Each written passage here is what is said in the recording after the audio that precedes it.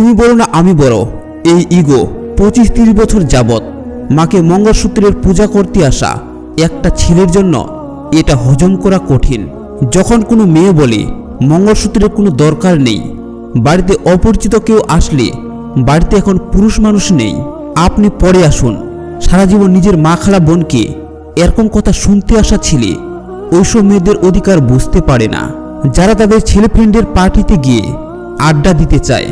তার মানে এটা বলছি না যে মায়েরা স্বাধীনতা পায়নি বলে বউ স্বাধীনতা পাবে না, অবশ্যই পাবে। কিন্তু একটা মেয়ের যেমন ছেলেদের এসব সাইকোলজি বুঝতে সময় লাগে, ঠিক তেমনি ছেলেদেরকেও বিষয়গুলো মানিয়ে উঠতে সময় লাগে। বিয়ে হতে না হতেই বউরা যদি পূর্ণ স্বাধীনতার জন্য লড়াই শুরু করে আর সেটা না পেলেই ডিভোর্সের কথা ভাবে, তাহলে তো হবে না। আজ পর্যন্ত ডিভোর্সের জন্য অ্যাপ্লাই করা যত মেয়ে আছে তাদের মধ্যে কতজন নিজের বিয়েটা নিজের খরচে করেছিলেন? আপনাদের পছন্দের প্রতিটি জিনিস আপনাদের বাবা মা ধার করে হলেও পুরো করে আপনাদের বিয়ে দিয়েছেন। মেয়েরা যদি স্বামীর খরচে চলাটাকে দাসত্ব মনে করে, তাহলে দিনরাত পরিশ্রম করে টাকা উপার্জন করে নিজের স্ত্রী, পরিবার, ছেলে মেয়ে, পড়ালেখা, চিকিৎসা, লোন সব পরিশোধ করে শেষমেশ নিজের জন্য এক পয়সাও খরচ করতে না পারা পুরুষও তো একজন দাস। আমরা নারীর আর্থিক স্বাধীনতার কথা বলি, কিন্তু পুরুষের আর্থিক স্বাধীনতা কোথায়? নারী যখন টাকা কামায় সেটা তার অর্জন, কিন্তু পুরুষ টাকা কামালে সেটা তার দায়িত্ব হয়ে যায়। মানুষের বৈবাহিক জীবনে 50-50 অধিকার বলে কিছু হয় না। আমি রান্না করতেছি, তুমি হাঁড়ি পাতিল ধুয়ে দিও। আমি সবজি কাটতেছি, তুমি ডাল চড়িয়ে দাও। এটা 50-50 নয়। কোথাও তুমি 70, আমি 30, আবার কোথাও আমি 70, তুমি 30। এভাবে ব্যালেন্স করতে পারাটাই আসল 50-50।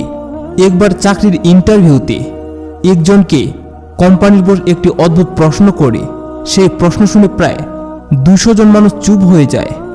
প্রশ্নটা এমন ছিল, মনে করুন এক ঝড়ের দিনে আপনি আপনার গাড়ি ড্রাইভিং করছেন। আপনি একটি বাস স্টপ অতিক্রম করার সময় দেখলেন সেখানে 3 জন লোক দাঁড়িয়ে আছে। প্রথমজন একজন সুন্দরী নারী যাকে আপনি মন প্রাণ দিয়ে ভালোবাসেন এবং সারা জীবনের জন্য কাছে পেতে চান। দ্বিতীয়জন আপনার খুব পুরনো এক বন্ধু যে একবার আপনার জীবন বাঁচিয়েছিল। এবং তৃতীয়জন একজন বৃদ্ধা মহিলা যাকে খুব অসুস্থ দেখাচ্ছিল, কিন্তু আপনার গাড়িতে মাত্র একজনকে বসতে দেওয়া সম্ভব।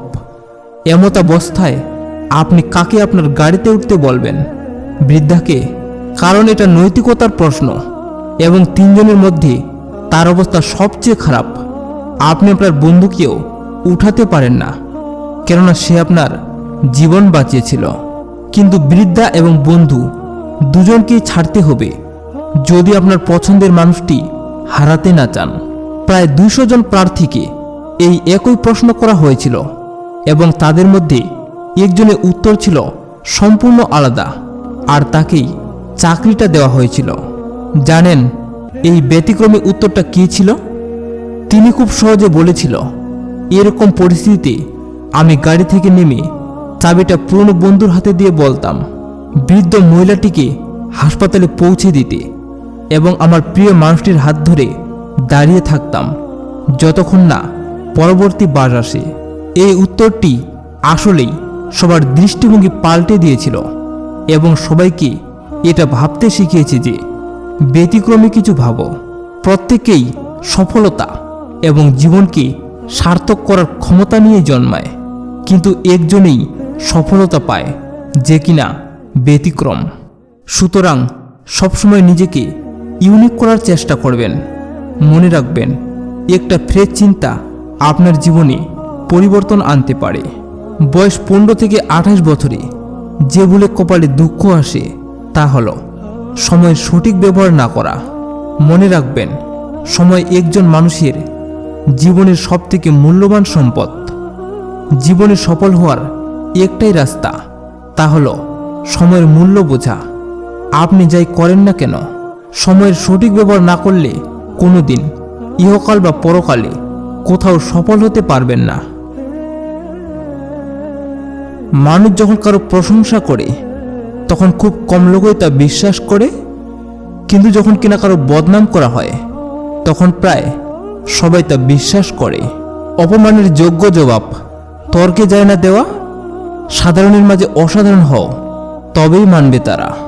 একবার একটি 20 বছরের ছেলে, সে তার বাবার সঙ্গে ট্রেনে করে কোথাও যাচ্ছিল এবং ছেলেটি জানালার কাছে বসে বাইরের দিকে তাকিয়ে তার বাবাকে বলছিল, দেখো বাবা, সমস্ত গাছগুলো কিরকম পিছনে চলে যাচ্ছে। এটি শোনার পর তার বাবা হালকা হাসল। পাশে বসে থাকা একটি দম্পতি ভাবছিল ছেলেটি হয়তো পাগল। ঠিক তখনই আবার ছেলেটি বলে উঠল, দেখো বাবা, সমস্ত মেঘগুলো যেন আমাদের সঙ্গে সঙ্গে যাচ্ছে। আবারও তার বাবা একটু হাসল, কিন্তু পাশে বসে থাকা দম্পতিটি ছেলেটির বাবাকে বলল, আপনি আপনার ছেলেকে ডাক্তারের কাছে কেন নিয়ে যান না?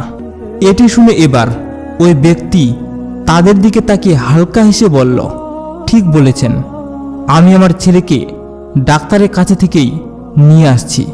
আমার ছেলে জন্ম থেকেই অন্ধ ছিল, সে কোনো কিছু দেখতে পারত না। আজও সে তার চোখ ফিরে পেয়েছে। এটি শুনে দম্পতির চোখে জল চলে আসে এবং নিজের কাছে নিজেকে অনেক ছোট মনে করতে থাকে। তাই এই পৃথিবীতে প্রতিটি মানুষের একটা করে অতীত আছে।